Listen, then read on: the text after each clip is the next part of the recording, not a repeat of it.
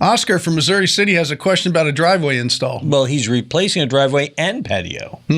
So Oscar writes, I have a contractor replacing my driveway and patio, and I want to know, do they need to connect or tie the existing house slab to what they're pouring? I've been told yes. He says, I've been told no. What say you? You could do it either way, but it's not worth the trouble. So my answer to you, since it's not structural, it's just a driveway or a patio, let it float free. Do not tie it to the house. It's probably, you're better off doing it. And it's a lot more work trying to tie it in because you're tying a thin piece of concrete into a thick piece, which would be your slab. And that means you'll have to go thicker on your driveway, and you don't need to do that. So my answer to you is no, don't bother with it.